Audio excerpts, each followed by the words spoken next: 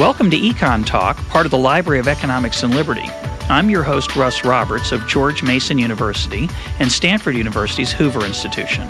Our website is econtalk.org, where you can subscribe, find other episodes, comment on this podcast, and find links and other information related to today's conversation. Our email address is mail@econtalk.org. We'd love to hear from you.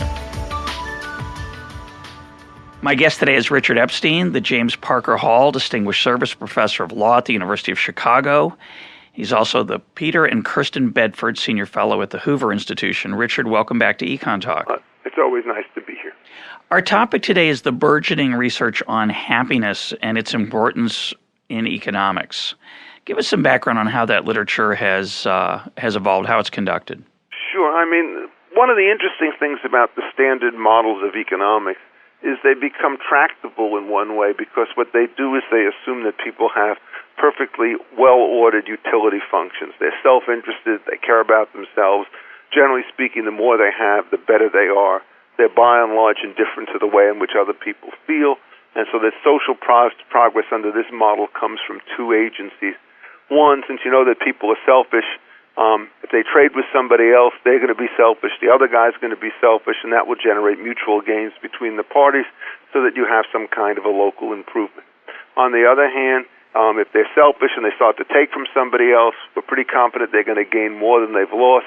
So what we do is we have a prohibition against the use of force against neighbors. And I summarize the sort of neoclassical position in a four-word situation: cooperation, yes; aggression, no.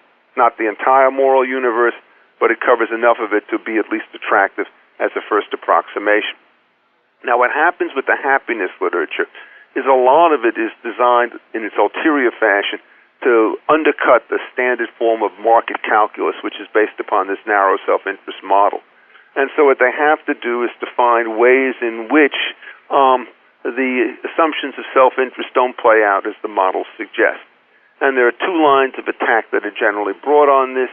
One of them is the kind of behavioral economics line, which says, nope, these people aren't nearly as rational as they think they are in the way in which they compute their sums. There are all sorts of background errors, heuristics, biases of one sort or another. And so when you start to talk about cooperation being a joint gain, you have to recognize it's cooperation against the backdrop of systematic uncertainty and ignorance, and so your assumptions are not going to be particularly good. The behavioralists, as best I can tell, have no particular brief for the use of force against other individuals, so the negative side of the utilitarian calculus remains pretty much intact. The happiness literature is designed to deal with, I think, other issues. One of them is as follows. If you follow the logic of the neoclassical model, what it starts to tell you is that every voluntary transaction will yield mutual gains, but it doesn't tell you that the mutual gains will be of equal proportion. Some person may benefit a little from a transaction, some may benefit a great deal, some people may have the luck to get into lots of transactions, others may find very little at all, some people will be born with very large natural endowments, other people with less, and so the standard model essentially comes up with high dispersions in income off of generally a higher median. And a lot of the people in this world are, in fact, upset about this, and they think that you really have to worry in understanding happiness, not only about your absolute state in the world, but about your relative position to other people. And to some extent, this is perfectly benign, because if you're worried about your relative status, and the only thing you do in order to improve your status is to engage in successful market transactions, you're going to raise your relative rank only by increasing the welfare of the rest of the world. But if, in fact, you have this sense that your relative preferences really matter, and you can't raise yourself, well, then you're prepared to knock somebody else down, at which point we have a suicide contest. Everybody's trying to figure out how to subvert their neighbor. So there's this famous Russian proverb, I am told, which says, my neighbor has a cow, I do not. The genie gives him one wish. What's the wish? It's not for me to have two cows. It's for him to have none. And so there's a part of the happiness literature which is really designed to make everybody mutually miserable, and the way in which it phrases itself is to say that in general, if you look at the empirical studies, they show you that there's only a weak correlation between happiness on the one hand and wealth on the other hand, and the implication, I think, that they tried to draw from this is it's okay to take away the wealth because it doesn't make the people who had it less happy.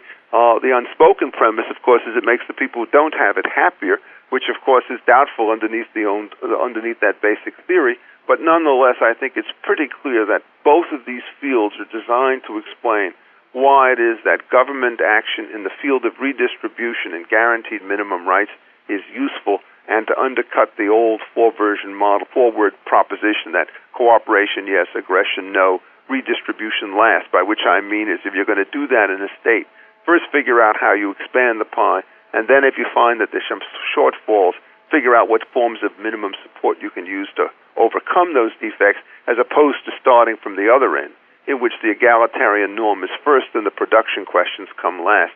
It may just seem to be a matter of order, but it seems to me that it's much more important that where you start in many cases will dictate where you end. And the thing that I've always feared about the happiness literature and the behavioral literature is it will produce perfect equality, everybody being very poor. And that doesn't seem to me to be a particularly desirable social state, as opposed to a world in which people are prosperous and some are more prosperous than others. And this literature is also, I think, used by environmentalists as a pure anti-growth argument. So as you say, in the neoclassical model, we teach our students more is preferred to less. So if you have the same amount of everything but more of something, that's an improvement in your well-being. And the happiness literature suggests that, well, after a certain point, yes, in the beginning, if you're very poor, you're near subsistence, increases in material well-being do lead to greater levels of satisfaction and happiness. But after a while, it's just a fool's game. All we're doing is degrading the environment.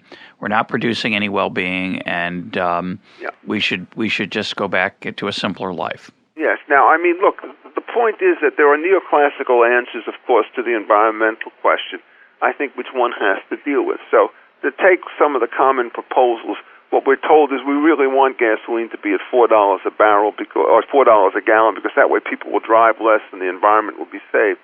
But what you're doing is you're giving up a lot of consumption benefit in order to control the externality, and the right way to do this, in my judgment, is to have a tax on pollution, which roughly measures the environmental damage, impose that consistently, and then let the price vary with market conditions, because if it does, then you'll be able to pick up greater consumption under those circumstances where the opportunity cost is less.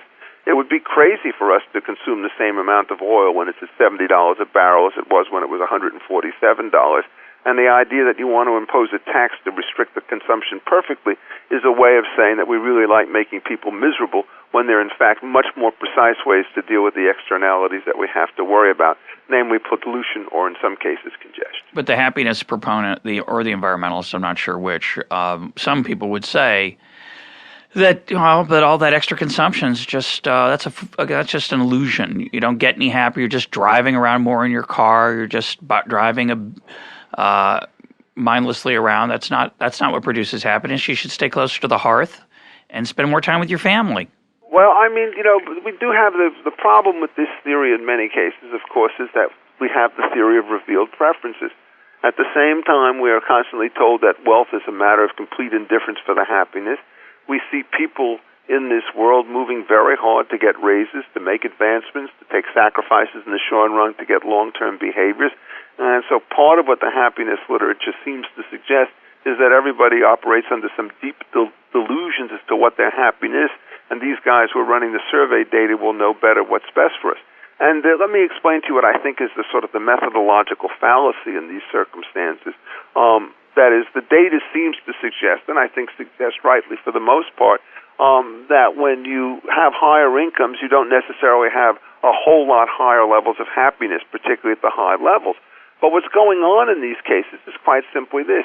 You want somebody to be working 90 hours a week, to be at the beck and call of some large corporations, to pick up on a dime and to travel off to some foreign land to control a mega deal. And what you're going to say to this guy is, we're just going to pay you the same as we pay everybody else. There's going to be nobody else in the world who's going to take that job. Why would you want to make yourself miserable for no money? So what happens is you tend to find people saying, look, I'll make the following pact with you. I'll be miserable for 5 years so long as you make me rich.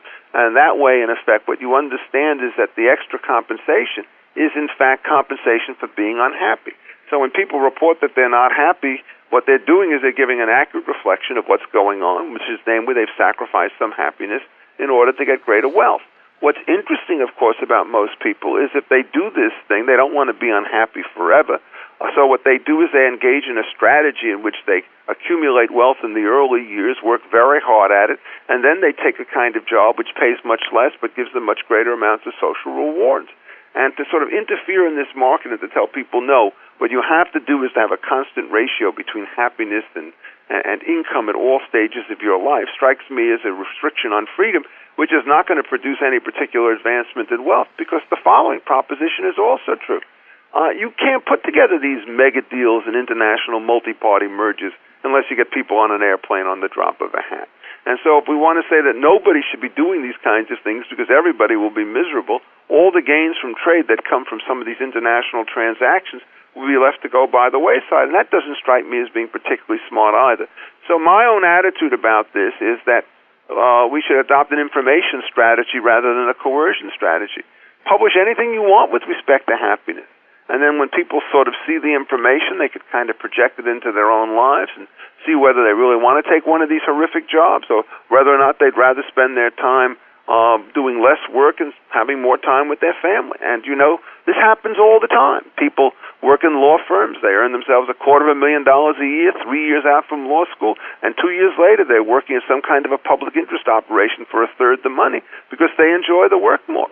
I mean, people understand these kinds of trade-offs, and I don't think that they have to be beaten over the head by a literature to tell them exactly the way it is that they ought to behave. Yeah, I like to point out that I tell my students, don't take the job that pays the most money necessarily. That might be your best opportunity. It usually isn't. But don't take the job that pays the least either, thinking you're doing the most noble thing. There's a trade-off between what you accomplish in the world with your skills and how much time you leave for other things, whether they're personal or social.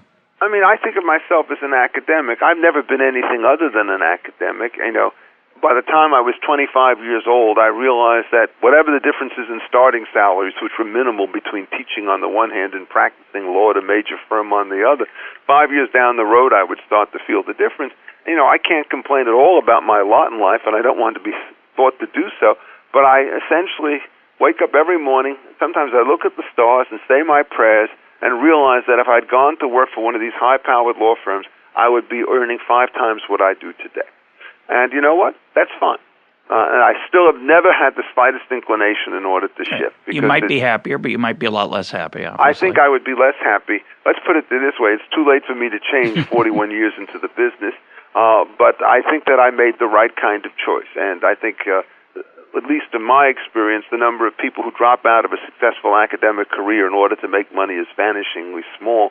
The number of people who take the pace of a very hard business career and drop out to do something which is a little bit less arduous is, in fact, very, very common. So I think, in effect, what happens is that people really understand what these trade-offs are. They are making them, and that the key point to understand is so long as there's an awareness and an internalization of what happiness can and cannot bring, what wealth can and cannot bring, what you do is you leave it to individual choices. And the great advantage of a market situation is that you could kind of rank jobs out there, and at one side there are high-pay, low-happiness jobs, and at the other side there are low-pay, high-happiness jobs, and then there's some jobs in the middle, and you tell people, you know your own utility functions, you decide what you want to do. So you have some people who are not particularly interested in a family and are willing to go to strange places on weekends. They may take the high-pay, low-satisfaction job because for them it's not such a great sacrifice. But if you have somebody with children at home and lots of civic activities, they will start to move into the opposite direction. We do know, for whatever it is worth, that on most of these happiness surveys, people in the helping professions tend to score very, very high. So ministers and social workers and so forth, teachers to some extent, if they don't burn out, are often doing quite well on these kinds of studies. And that's exactly the sort of thing that you would expect. The world doesn't give you any freedom. What you have to do is to take a sum of wealth and a sum of utility and put them together and carve your own life for it. There's no one else who's going to be able to do it for you. And the last thing I think you want to do, in effect, is to say that we want to have government policies like very high marginal tax rates on income, which will force people to lead lives more virtuous than they would otherwise do. Somebody wants to do all that stuff, make all that money, can't spend it anyhow, puts it into investment from which the rest of us benefit. My attitude is envy's a terrible emotion in this world. Don't want to have it. If somebody's highly successful, highly productive, more power to him. And I think that most people feel that way. The envy literature, which many people report to, strikes me as being typical of a small misanthropic set of the population. Most people have a relative amount of good cheer about the successes of others, not, of course, to the person who beats them out for a job, but I think that sort of the envy that you see in businesses by people who earn less money about the people in the same business who've had more training and earn greater amounts of money, I've never detected it. I don't go into doctor's office and see nurses seething that doctors earn more than they do and that receptionists seething that the nurses earn more than they do. What you do see all the time is a very different phenomenon, which is if you have two people in roughly same positions and one person is slacking and the other one has to take the work, then the resentments are really great because people regard that as a kind of theft. Each of us is putting the same amount into this business. He's getting out much more than I am, and that seems to them to be unfair. And indeed, unless you stop that as a manager, your good people will leave and your bad people will stay, at which point you have a legacy the likes of which you would rather not see. Well, I want to turn to envy now that you've started, but before we leave the wealth, leisure, or wealth meaningfulness trade-off, I do want to mention there is a 3,000-year-old literature in Western civilization that reminds us that the accumulation of stuff is not always the road to happiness.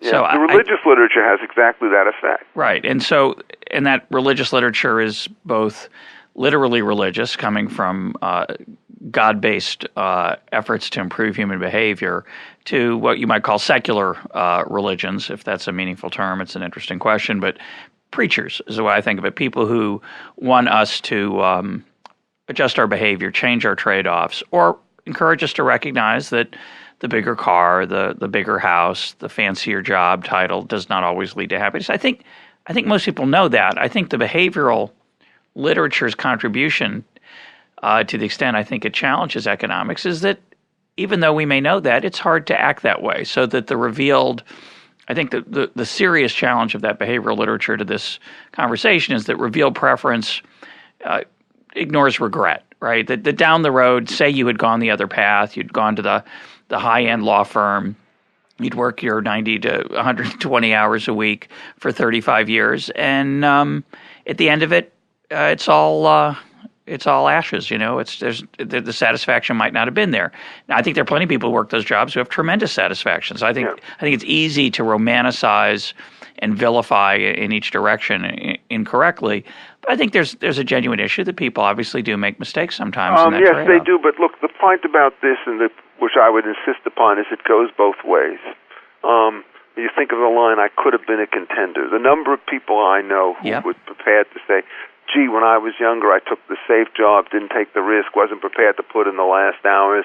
Now I'm sort of schlepping along one way or another. If I had really made that supreme effort to define myself, I would have been a different man or a different woman." You can regret the cautious, safe, low-risk, low-return kinds of strategies as well. Life is going to be filled with regret. I think what we want to do to people is to tell them, look, when you have these regrets in the future, there's nothing that anybody can do to unmake the past, and we're certainly not going to give you compensation for being unhappy today, so that what you have to do is to gain the self-knowledge as to what you really like and to think hard about these kinds of choices in the hopes that you will make the correct one. And what really happens about this is we have to know something about decision-making. The usual patterns of decisions is that most people make most small decisions so effortlessly that they're not aware of the fact that they're being made. They know which newspapers to buy, they know what they want to read in the morning, they know what brands of foods they prefer to eat, and so forth. The prices are relatively stable, the transactions are very frequent. But there are certain kinds of decisions which are truly enormous, which happen with very low probabilities. Getting married is one such decision. Deciding on the proper treatment when you have, God forbid, a serious illness like cancer is another one. And I think what we can say with complete confidence is that if it turns out that repetition and familiarity ease the pain of decision, then we find ourselves in the position where our resources are most strapped at the times that we need them most. And particularly in the medical area, it's even worse because as you're faced with the decision of your life, you're now dealing with your own diminished confidence and your own internal resources and your mental instability, so you really have to learn to rely on others in order to get yourself through those kinds of rough times. But there's nothing about a system of economics, whether it be socialist or capitalist or anything else, which is going to insulate people from hard choices or remove uncertainties. In fact, one of the things we could say politically is exactly the opposite. It's the old Hayekian insight. If you decide to certain people, your farmers, you're entitled to a stable income, we're going to guarantee it to you. It means that all the fluctuations in the economy are going to be borne by those people who have to provide the subsidies, and their uncertainty is going to be greatest by far. And so what you have to understand is that you can do something to minimize uncertainty, not through redistribution and through guarantees, but through the creation of stable legal rules and regimes so that people know where they stand. But if there are exogenous shocks from the world, whether they come from earthquakes or from individual misfortune, you're going to have to deal with them. There's no way that we can remove uncertainty, and so therefore there's no way that we can remove regret. The better trained you are, and the better your support systems, this turns out to be absolutely critical, the better you're due. I mean, one of the things we know from the psychosocial literature is that for these high-risk, high-stakes decisions, people who try to make them alone always make mistakes. And that's when you need a really strong family or religious support network of one kind or another, because just the ability to bat it out is extremely important. And it's interesting, the literature on behavioralism always has everybody acting in voids. So if you look at all the experiments, it's not how people get together and figure out how to solve a problem. In a room. It's always, here's something in front of you, figure out what the answer is, and you get it wrong. There's no feedback, there's no learning or nothing. And the first piece of advice that you give to anybody, just about any time, is when you are in trouble, not only do you want to think a little longer, you want to get the view of somebody whom you trust who's a little bit removed from the situation. Find a mentor, find a friend, find a family member, find a clergy person. That's very true. And that's not a bad piece of advice for parents in helping their kids make these decisions about where to go to college, what career to start. But one thing your comment reminds me of is that we have such a dynamic labor market in the United States, and it's decried often, but we have a pretty dynamic marriage market in the United States. People move among jobs and marital partners, and as a result, the costs of error are lower in the United States than they are in a more stratified society. It's certainly on the job market side. Or you make it once and for all. Right, and you're done, and you're a clerk in Scrooge's firm, and that's your lot in life, and there's nothing you can do about it except accept it, which sometimes you can manage and look for the bright side. But the beauty of a more dynamic free market system is the opportunity to cut your losses. Yeah, and realize what you do love, what you do care about, and the opportunity to pursue those is much greater. There's also, by the way, in this situation, a key advantage of the traditional American system of education, which at the higher levels tends to be more competitive because of all these private colleges, is the English system and the French system always route people into tracks at a very early age. Yeah, that's a good point. So in France, if you want to become a judge, you don't go to the same school as the one if you want to become a lawyer. And what you do is you create a certain kind of standardization inside all of these professions because there's no hybridization. People from the outside can't come in. One of the great joys about teaching in an American law school is that you not only get people who have all sorts of different undergraduate education, but you always get students who are in their mid to late 20s, sometimes even in their early 30s, and you get bankers, computer people, you get paralegals, you get this, you get that.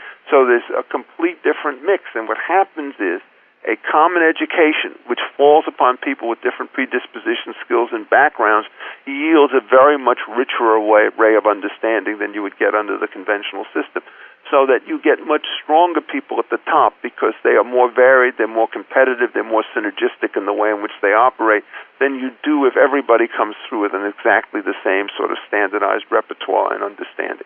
So competition, in effect, creates variation, and variation creates excellence. And I think that those are things that tend to be missed by these models. They are almost always solipsistic. Everybody's sort of out there doing things themselves, and the natural tendency on the part of people to cooperate, not with everybody, but with those whom they like. The word friend, of course, is an important word in this language.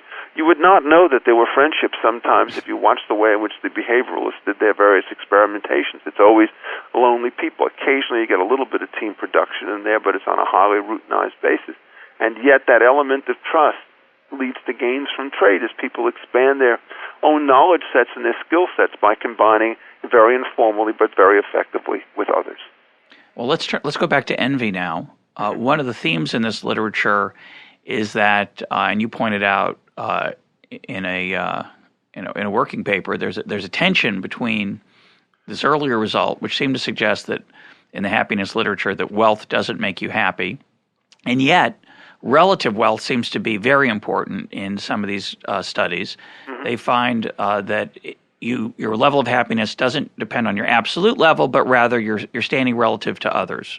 And talk about that literature. Well, I mean, it's a complicated literature because there's certainly some degree of truth about it within limits. That is, one way to look at this is to assume that you're in a group of people who all have about the same wealth. At this particular point, wealth is not going to be a strong differentiator amongst one person to another. But now within this group, it turns out one's the popular kid in the class and the other turns out to be the class nerd or the doormat. Since the wealth variation or the wealth component is relatively fixed, the only way in which people can rank and understand themselves is, in fact, through these informal social rankings. And there is no question that to some extent these things are competitive.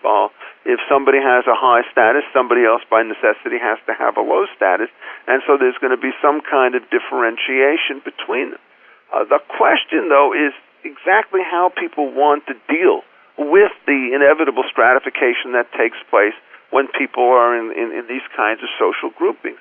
And what the happiness literature suggests, and it's the misery literature, is that the way you become happy is to make the other fellow miserable rather than to make yourself happier or better than it would otherwise be.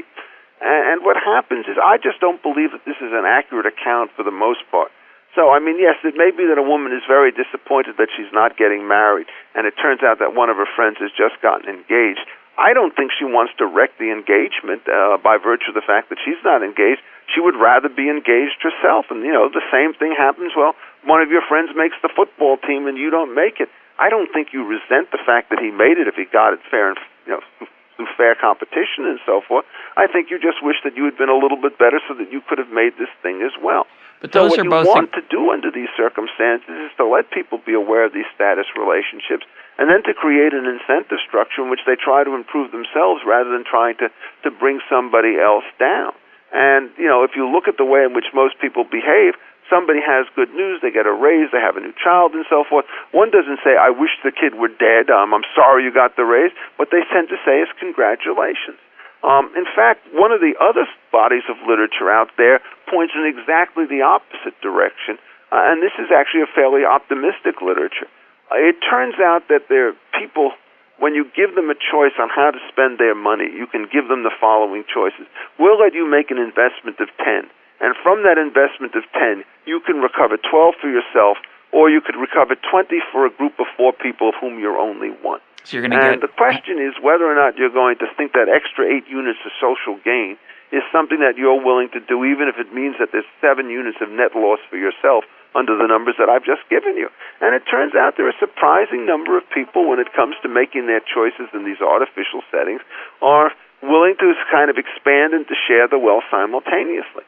And unlike the usual form of share the wealth, which is income taxation and redistribution, which shrinks the pot, what you see is that people are willing to take less of an expanding pot. That's what these experiments start to indicate. Well, that strikes me as being a very nice kind of feature, because what it indicates in part, when you translate it into the social situation, is that it reduces the serious problems associated with the creation of public goods. So to give you an example that comes from this literature, and it's certainly one that fits me to a T, is oftentimes you will see somebody littering in a public park.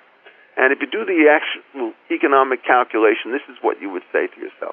Well, the littering is going to cost everybody in the park a unit, say, of 10. But I'm only 1 out of 100 persons in this park, so my loss is only 0.1. Why would I want to stop this guy and risk some kind of retribution? Just leave it alone. And so everybody should be completely indifferent. And then you sit in the park, and there some people feel uncomfortable and turn the other way. But there are always 1 or 2 people who go up to the person and say, well, why did you do that littering? And so you should pick that up. You're messing it up for everybody else. And what they're doing, in effect, is having a private enforcement of a social norm for the benefit of a larger group at some discrete cost to themselves. And if you get enough of these people in enough of these settings, it means that norm enforcement on a desirable way becomes a much more feasible opportunity than the narrow egotistical versions of human nature which suggest. So when you juxtapose that literature against the envy literature, it seems to me that that literature, which talks about this sort of modest public-spiritedness on the part of many, but by no means all individuals, is much more reliable. Now, is there a way to reconcile the literatures? And I think the answer is yes.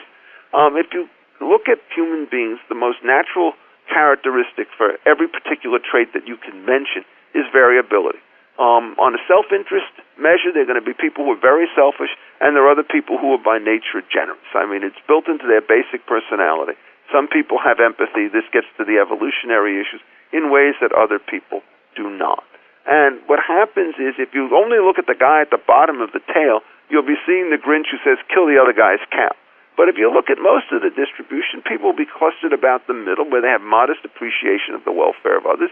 And then there'll be some people at the top who are professional do-gooders who will not be able to rest until they've made the lives of their fellow citizens better than they would otherwise be. And in a market system, you can encourage those people, and you can certainly let them be. The last thing you want to do is to tax them in some form. So there are, I think, a range of characteristics, and ordinary people will describe some of their friends as benevolent, funny, and cheerful, and others, people as they know, as distrustful, misanthropic, and hateful. It's not that you have to have the same character description of all people.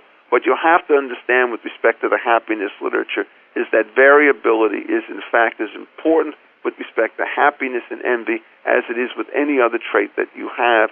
And then your job in a legal system is to snuff out the bad guys. That's the prohibition on force, and to encourage the good guys. So now put it back together with our four-word maxim from the beginning. If you have a maxim which says aggression, no, the guy with envy can't kill the neighbor's cow. If you say cooperation, yes, then the guy with envy can go out and cooperate with somebody else, and instead of having no cows, can leapfrog the first guy by finding the wherewithal to buy two. And so, the system works fairly well. So if you look at the basic literature, take into account the variations in human nature, the maxim that we've talked about is really even stronger than you think, because what it does is it puts the hard pressure on the people with the asocial instincts, and it tends to give much more protection with people who have pro-social instincts. Well, let me put it in a different policy context. Over the last 30 years in the United States, I'd say the last 35, maybe 40 years, measured inequality has risen in the income distribution. Now, I think there are a lot of reasons for that have nothing to do with economic results. We have a large increase in immigration in the last 20 years. We had a huge demographic change beginning in the 70s due to an increase in the divorce rate. It changed households, so we're doing a lot of things are going on at the same time. Yep. But the economic part of it that's clearly the case is that returns to education have seemed to have risen, especially at the high end. Yep. And we have a more entrepreneurial, I think, environment in the United States today than we had in the, say, 50s or 60s, which I think is all to the good. But one of the results of that has been that a small group of people have earned very large rewards. Mm-hmm. I think by helping others, but they still have high rewards relative to the average.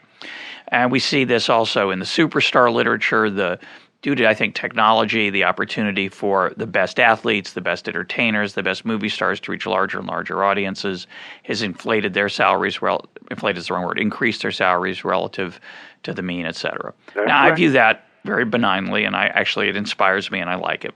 Others say no. Others say this is a social catastrophe, this spreading of income, and it induces this envy phenomenon we've been talking about is real.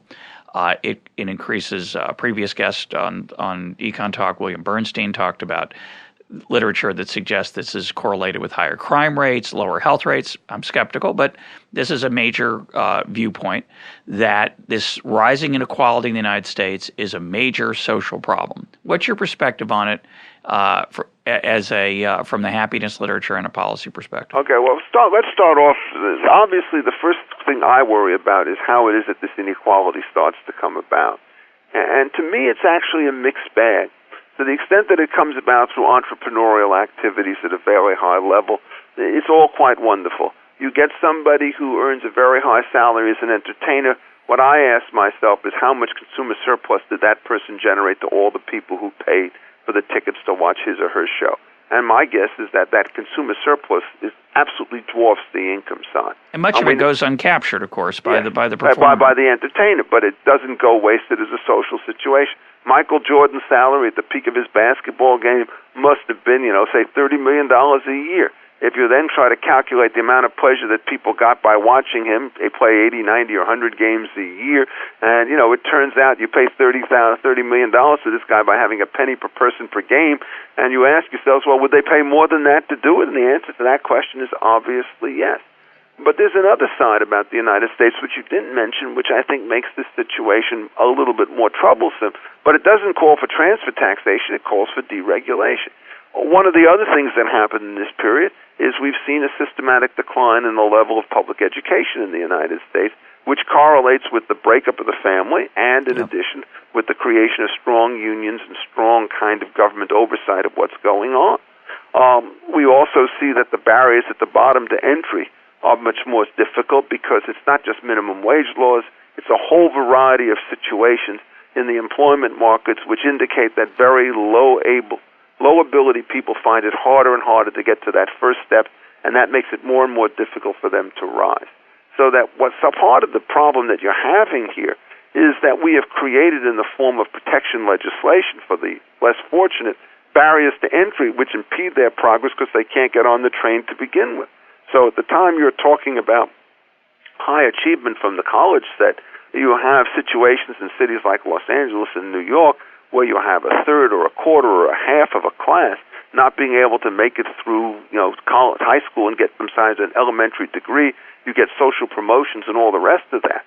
So that if you're trying to figure out what the source is at the bottom, a lot of it has to do with really bad social and political institutions, of which unionization is one, minimum wage hours turns out to be another, sort of very bad operations of public education systems, the resistance to vouchers and to charter schools are yet the others.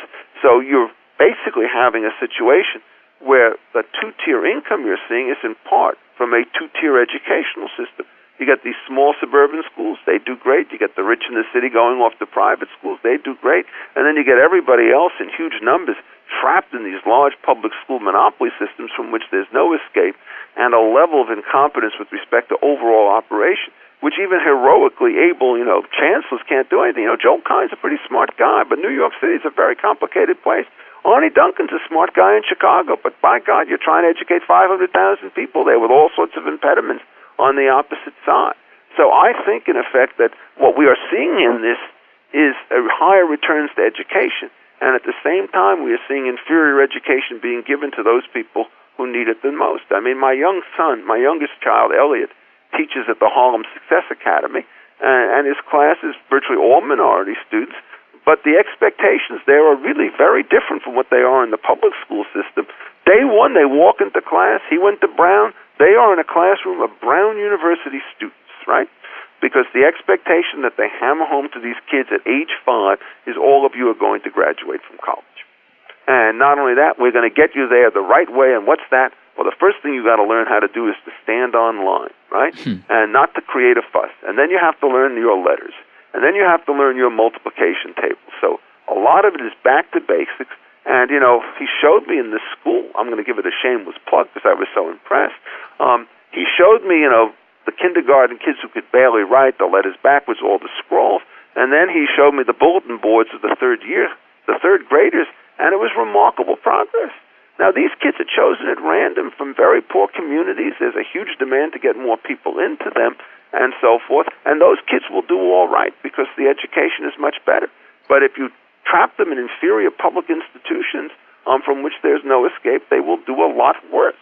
So I do agree with the fact that there's an alarming amount of inequality, but I think the resentment will come from people who realize that in their critical phases they were paying hard, good tax dollars to get a vastly inferior education, and that what you have to do is not worry about inequality as such, but worry about the social institutions that tend to drag down the least fortunate members of society by placing all sorts of impediments upon them. That is, to me, I think, a real social scandal. The literature on this point is absolutely unmistakable, which is if you could get to a kid at age 4 or 5, every dollar you put in there is going to have more impact on a positive way if you get it spent correctly than it would if you even waited till 7, 8, or 9. You've got to start the trajectory upwards. If it starts upward, you could keep it going. But the moment you slip at the early age, and the formative capacities of these kids are going to be compromised by a weak education. It costs you twice as much to catch up a year later. To put it the way Jim Heckman does, interest, which is what you save from deferring good education, is but a rounding error relative to the additional cost of trying to make that education go. So, I mean, on the inequality stuff, I think there's a lot to be said. But unfortunately, it's the champions of many of our modern social programs who are the source of the kinds of indefensible inequalities, which should lead to resentment, because they are born not of differences in natural ability, but differences in circumstances created by social institutions, many of which could be improved. I have nothing to add to that other than quiet applause here at the host chair. Let's.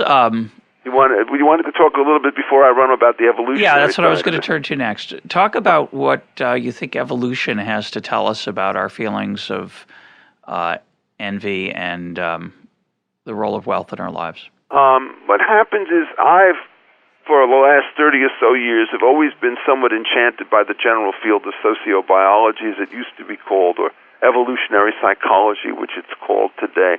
The field, of course, has always been attacked from the outside as being a form of rampant sexism or racism or worse, but in fact that's not what its major thrust is.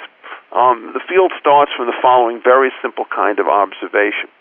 If individual self-interest in the way in which I've described it thus far were the only motivating force in life, we would never be able to have children, and we would never be able to go through the necessary evolutionary cycle, which says that you've got to find a way for every species, or for every individual in every species, to start with yourself and then to get the next generation up to the same point in the cycle, so it could repeat again and again. We could have children, we just wouldn't take care of them. Sex is fun, so if the kid's born, just let it rot. Let it rot, yeah.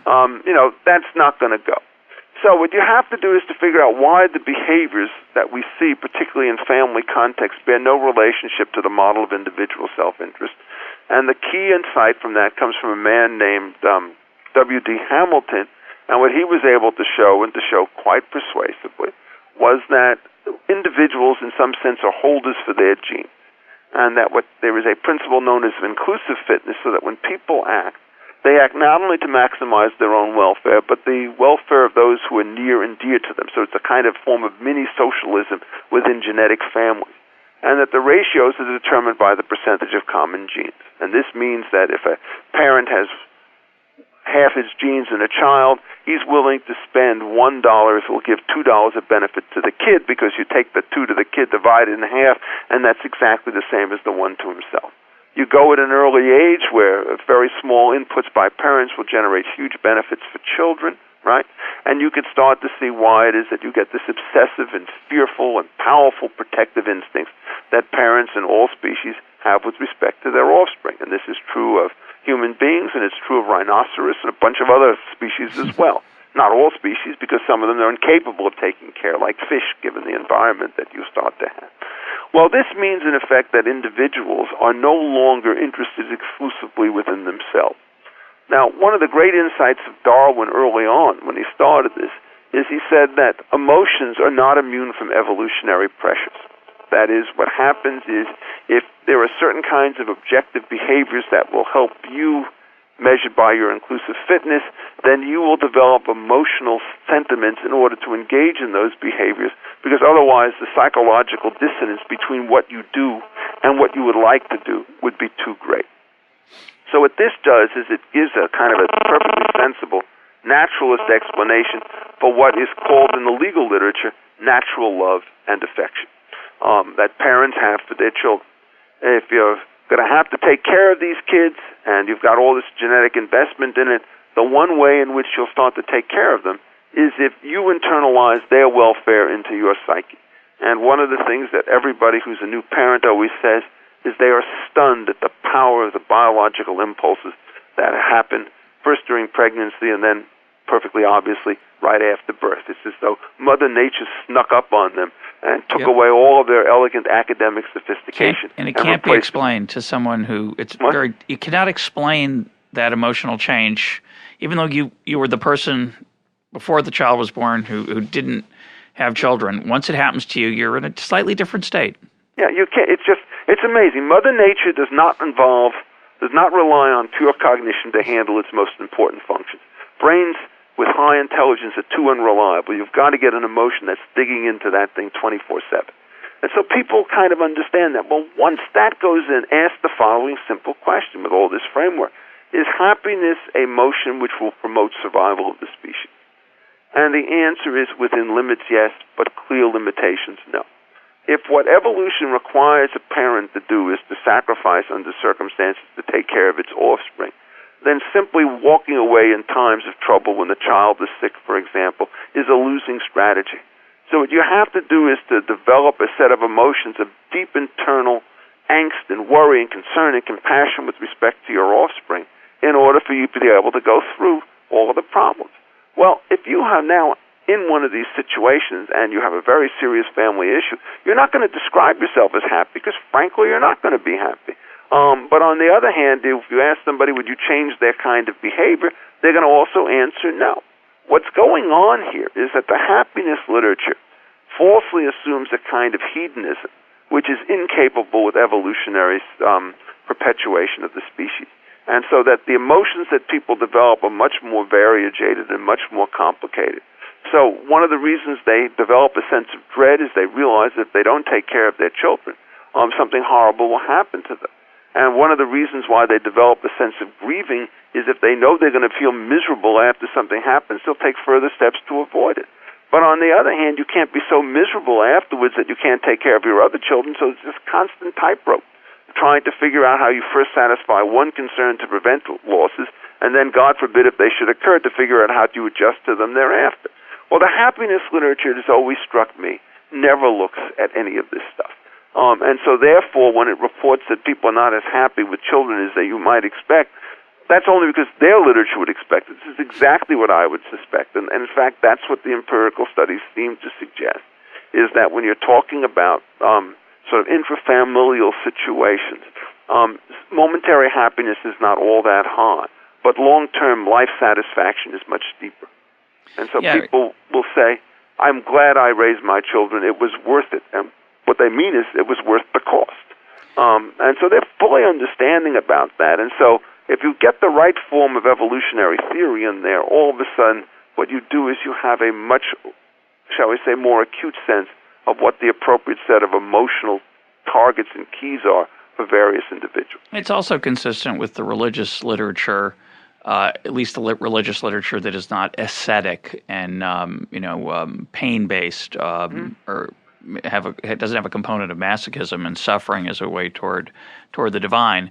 Obviously, both the evolutionary literature and the spiritual viewpoint point out that hedonism is not the road to happiness. It's the road to momentary happiness. And it really is an economic viewpoint as well. I'd never thought about it. Well, yes, Father Sirico always makes that point. He says essentially when you start talking about the attacks on hedonism in this situation, you're asking people to discount the future to the present and to give it an coordinate weight, so that the economic theory that you have to trade off present against future satisfaction is in fact the guide for leaving a more coherent and long-distance life. And I think there's a lot of truth to that. And it's important to add that Adam Smith recognized that it always makes me sad, and I always try to rectify it when I can, that people think Adam Smith was a proponent of grasping self-interest, that's the essence of economics, and the economic system is to get whatever you can and get ahead and to make as much money as possible. And it certainly was not his view. It certainly wasn't his view because he wrote the theory of moral sentiments. And now, in effect, that's the other half of economics. The word sentiment is one of these very funny words because it could mean, on the one hand, a positive sense, I share your sentiments, which sort of mean your inculcated deep beliefs, or on the other hand, it could be treated as a kind of a verb of sentimental, meaning you're not being rational or tough-minded. And what he meant by a theory of moral sentiments in many cases was the effort to figure out how it is that people reacted towards the misfortunes of others. And it was a fairly astute judgment as follows. Well, you don't treat them as acutely as you do your own. But on the other hand, you're not completely indifferent to them either. Because what the whole theory of evolution does is the moment it makes you aware of the fact that your psyche is only going to be comfortable if you take into account the welfare of individuals other than yourself, it's impossible to chain that so that you only care about your children, you don't care about your children's friends, right? Because they're going to be sitting there, and if one of them happens to go over the cliff, it may be that you don't have any genetic connections, but you're going to feel the same kind of instinctive fright as if it were your own child. And in most cases, if you can do it, you'll do something to prevent it.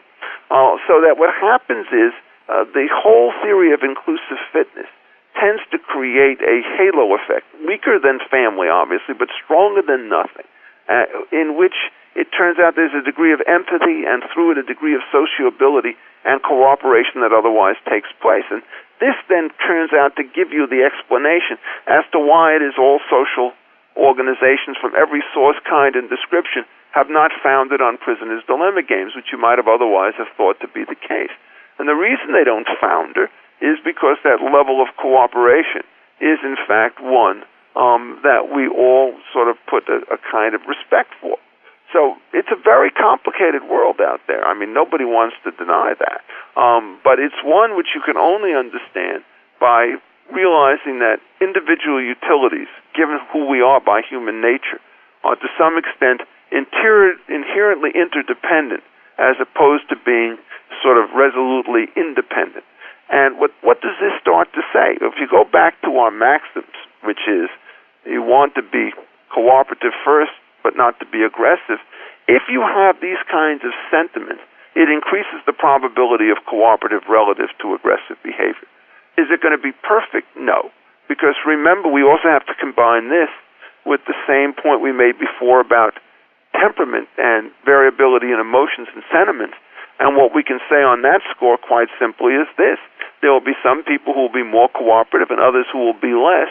All you can say about the nature of human sentiments by virtue of this kind of shift is, on balance, that we will have a little easier time in developing pro-social as opposed to antisocial behavior, but that we still have to worry about the outliers.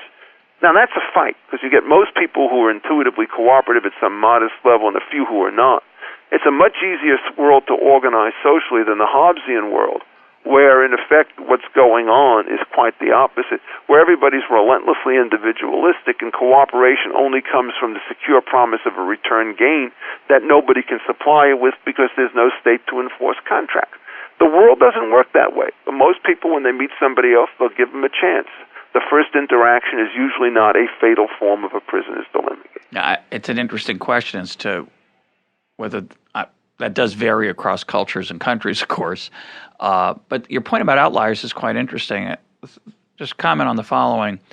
The outlier at one end is the thug who breaks into 100 homes and creates terror and fear and is a horrible thing. The outlier at the other end is Thomas Edison. It's Sergey Brin who creates Google. It's the person who just transforms thousands of lives through just a little bit of passion, partly for money, but partly to change the world, partly for love of the task. All kinds of things are going on at the same time. And the real risk of the thug is when the thug has the power of the state to murder millions of people. I mean, look, thuggery is limited to terrorizing a few houses at a time, as long as it's not centralized power. But that outlier at the other end can do all kinds of good. Well, yes. I mean, look, the basic theory of social organization is, can you get a monopoly of power called the state, which will stop private thugs from killing off gifted individuals without becoming a bigger thug himself? And, we've had noticeable failures in that domain. Start with Nazi Germany, think of Soviet Russia for many, many years, go through all of the kleptocracies that you had with people like Pol Pot and Idi Amin and so forth. The Middle Ages weren't so good either. No, they had some good periods and bad periods. This is an enterprise from which you can fail. And so, therefore, when you start talking about governments, it's sort of like the stock market. You don't want to worry only about the short-term modest little risks. You want to worry about the low probability of a catastrophic event, which is somebody like that taking over. And the genius of our Constitution, with its multiple structures, has always been to fragment power to the point where it becomes harder for anyone to perform heroic functions in government, but that's fine by me because they never do it right anyhow.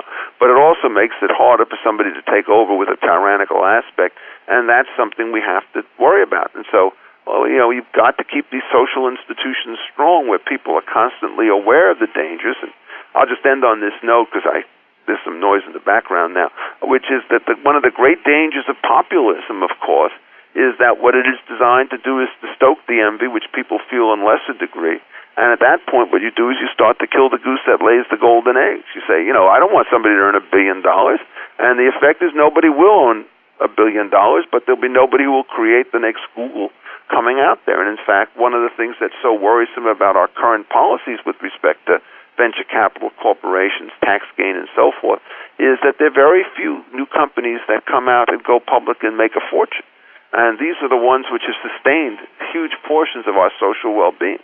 So I do think that as I look at the modern political situation, I fear that the efforts to stoke the fire on envy, to take advantage of the economic uncertainty that's created by regulation, will lead to a kind of a climate in which there'll be a real form of long-term social stagnation. We had a cheerful note there about the Constitution restraining thuggery, but but we have to worry about the fact that these safeguards are weaker today than they've been because of judicial interpretation. And the other point, which is of equal importance to remember under these circumstances, the gains from private rent-seeking activity, given the way society is organized today, are perhaps larger than they've ever been before. Yeah, it's true. Well, I'll let you go to class, Richard. Thank you. My guest today has been Richard Epstein of the University of Chicago and Stanford University's Hoover Institution. Thanks for being part of EconTalk. Yeah, Russ, it's always a pleasure.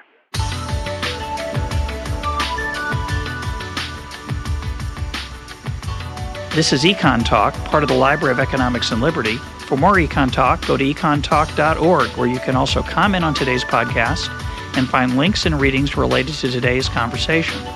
The sound engineer for EconTalk is Rich Goyette. I'm your host, Russ Roberts. Thanks for listening. Talk to you on Monday.